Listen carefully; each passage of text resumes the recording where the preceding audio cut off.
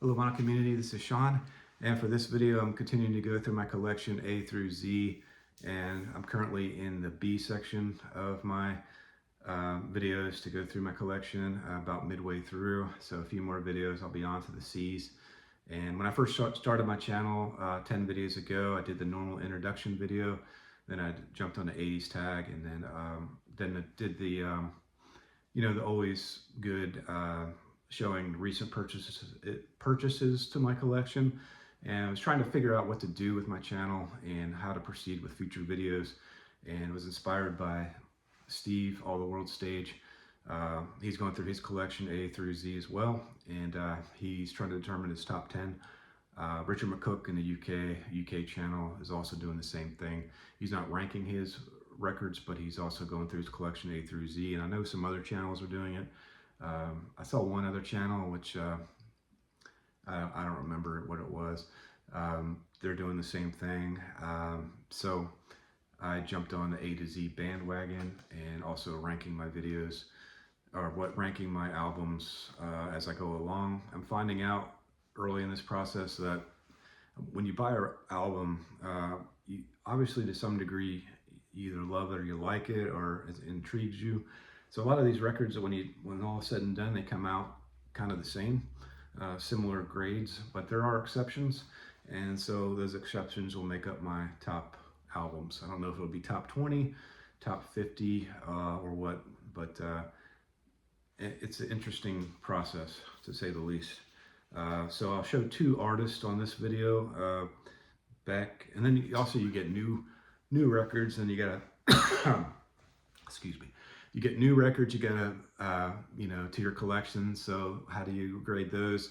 When do you grade them? Because when you first listen to them, you gotta listen to it at least like 10 times, I feel, before you can grade it. So there's gotta be a delay period before you determine where they're at in your want list. So I'm trying to keep that into consideration too.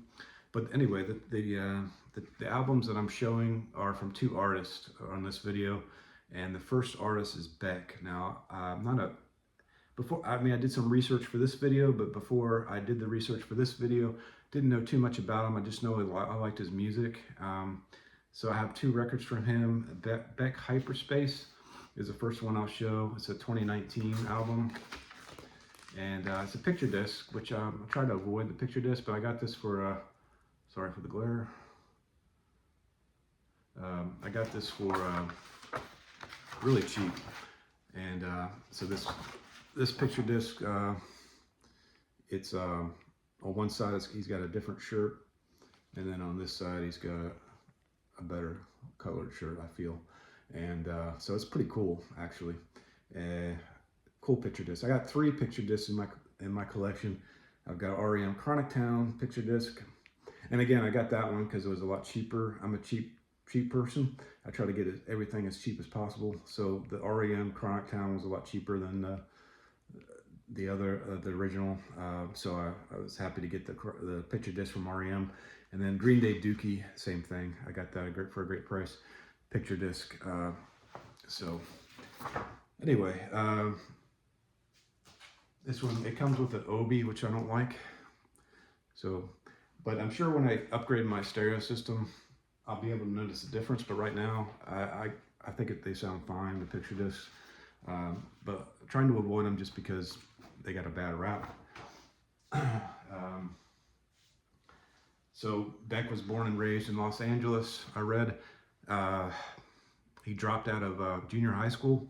He said he was one of the only kids, one of the only white kids in his area. So I guess he had a hard time. He dropped out in junior high, ended up moving from Los Angeles to New York in 1989. He struggled in 1989. He was trying to find success in the music industry, didn't find much. He was homeless in 1991 and decided to move back to his friendly confines in Los Angeles. And he eventually was discovered by, I think, a BMG and another smaller record label. I guess one of the record labels, the smaller record labels, they signed him to a limited 500 album release for the song Loser, which of course catapulted him to success. From there, all the major record labels were clamoring for him because that song was a off the hook success. It's played everywhere, and so everybody was bidding for his for a contract. Geffen won that battle, and so that's a little background on Beck. Yeah, so Beck didn't like the song Loser. He wanted to release something else, but he was insisted by the record label, which he didn't have much choice. He was lucky to have anybody looking at him. So he released that song Loser, and he thought it was a mediocre song. Only agreed to its release at Tom Rothrock, Bongload Custom Records, insistence. KXLU rock station, college rock station, was the first to play it, spread across other California stations, and then into Seattle, and then from there it blew up. So a lot of people associate Beck with the slacker generation, and Beck himself protested this. He said, "Slacker my ass. I mean, I never had any slack. I was working a $4 an hour job trying to stay alive. That slacker stuff is for people who have the time to be depressed about everything." So very hard worker. So Sonic Youth were influences, along with Mississippi John Hurt, Woody Guthrie, and Blind Willie Johnson. Over his discography, he has musically encompassed folk, funk, soul, hip hop, electronic, alternative rock, country, and psychedelic. You could tell that because each record has a little bit different feel to it. And I think the Hyperspace record is like the Colors album. It's kind of in that same vein, and I enjoy it. I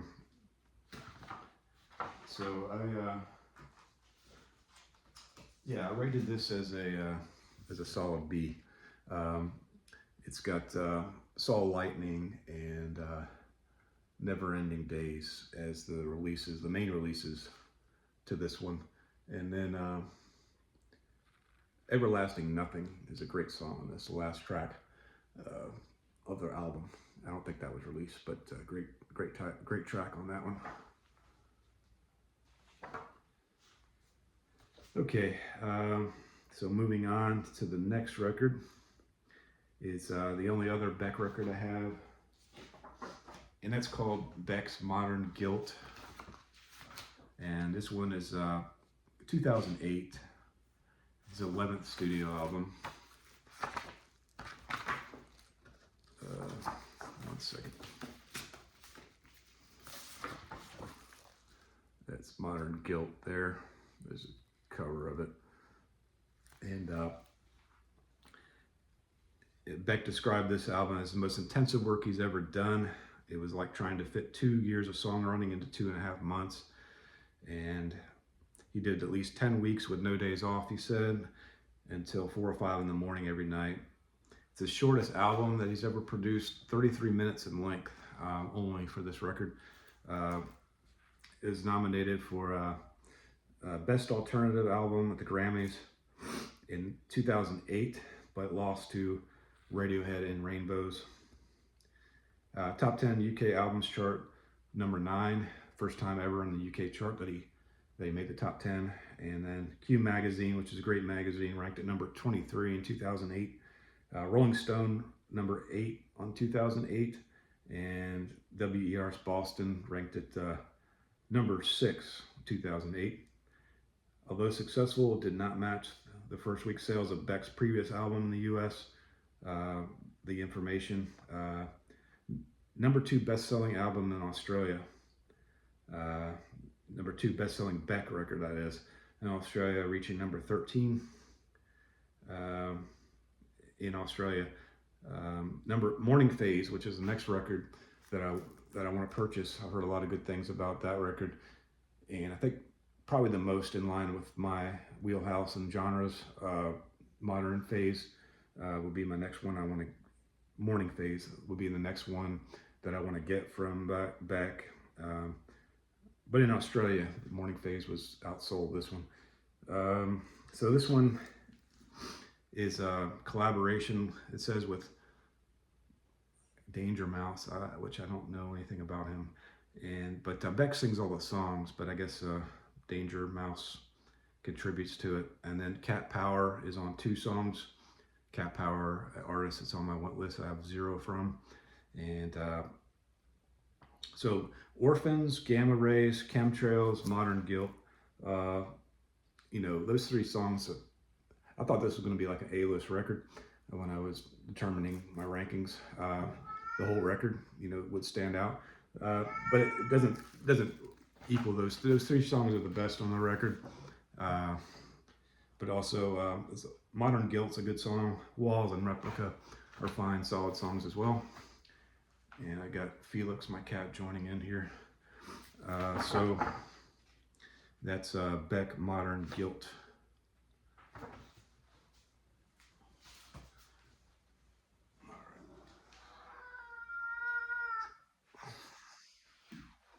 All right, so the next album I'll show is, or artist I'll show actually is Big Country. Now in the 80s, I grew up in the 80s, of course, a lot of my videos are 80s.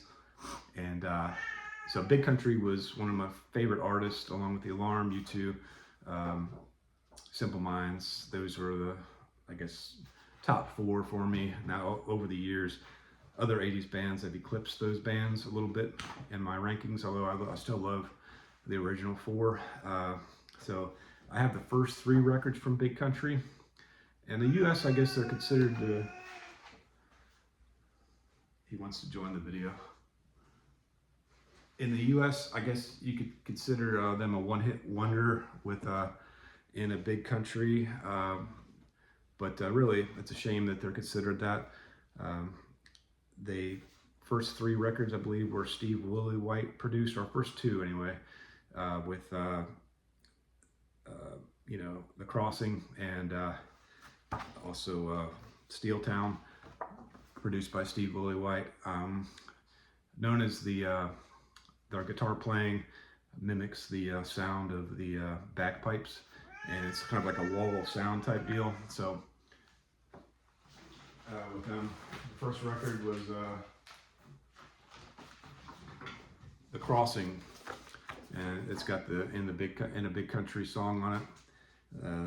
It reached number 3 in the UK, number 4 in Canada, number 18 in the US. It's got, of course, the title track, or it's got In a Big Country, the one that catapulted them into stardom. And then my favorite song from the record is Paro Man, the last song. And then I also love Chance, Lost Patrol, Inwards is a great song. Just an all-around solid album from Big Country. That's the first album that I'll show, their first studio album. I'm not going to try to kick him down because he'll just jump back up. So, all right. So the second one is Steel Town, and my cat Felix will show this one. Steel Town was 1984, and ranked this one a little bit higher than The Crossing.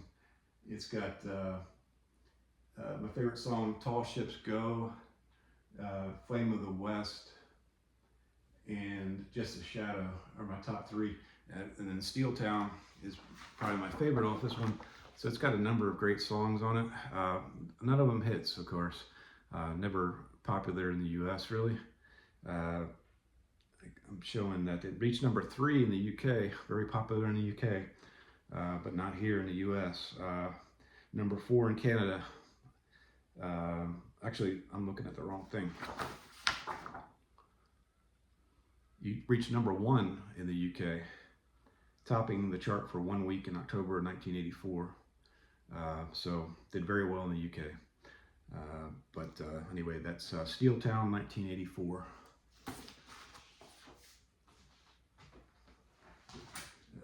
Next one is a third studio album. So I have the first 3 records. They have a total of 9 studio albums. The first 8 are with Stuart Adamson, and the 9th record, that's called The Journey, is from the lead singer of The Alarm, Mike Peters. And so I love The Alarm. So all their discography is on my want list to get them. But Peace in Our Time, I got that in the 80s as a kid, and I absolutely detested that record. I didn't like it at all. I never listened to it. After the first listen, I'd never listened to it again. You know, I lost a lot of records and stuff like that, CDs and vinyl records, tapes, but no desire really to get that one. But to complete my discography, I'll probably pick it up as the last record. But eventually, hopefully I get it for cheap because I just don't like it. But anyway, this is the Seer. This is their third record, and my last record that I'll show. This was where is it? Yeah, 1986. You can get this one on Discogs, the VG Plus for a ridiculous $7.80 with shipping.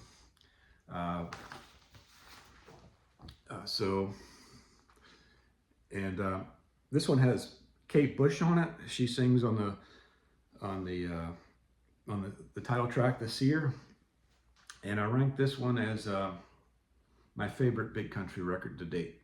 So I gave this one a definite high B. So it may be in the mix for top 100 maybe for my collection when all is said and done. The album was given two separate mixes. There was a mix that the band preferred, Robin Miller version with the input of the band, and then the mix was rejected by the band's record label at the time for not being commercial enough. Walter Turbot was brought in to remix the album, and he had the miserable job of making it record company compliant. Turbot's mix was eventually released, was disliked by the band as it had a more overtly poppy elements, such as added reverberation in contrast to Miller's drier, crisper mix. Original mix remains unreleased, with the exception of "Look Away," which is on this album. The original "Look Away" is on this one album because the single was released before Walter was brought in, so it made it to the record. "Look Away" was actually a very mildly successful MTV video, but like I say, the single didn't do too much in the US, I believe. My favorite record albums, or songs from this rather, is "Look Away," "The Seer," "The Teacher," "I Lead On," and "The Sailor." The last song on the record would be my top songs on this one, and really the whole record is stellar for me. And I know Richard McCook showed this record, and he said it was pretty much garbage, so it's pretty funny. But you know how people's opinion vary. So anyway, so that's Big Country, "The Seer," and actually it did make it to number 59 in the US charts, which is not great, but at least it charted. And then two on the UK charts. Considered to be the band's most overtly Celtic album, with many of the songs containing explicit or veiled references to Scottish history. Nothing wrong with Scottish history, so if you don't have this one and the other albums I showed, I would recommend to at least give them a stream, listen to them on a stream and see if you might like it. So that does it for me for this video. I do have another video I'll be putting out shortly. It's my new additions to my collection featuring the Flaming Lips, and so that'll be coming either today or tomorrow. If you haven't liked and subscribed, or if you haven't subscribed, please subscribe if you can. If you'd like to, or give the thumbs up, leave comments. All comments are much appreciated, and thank you for watching this, and until next time, thank you.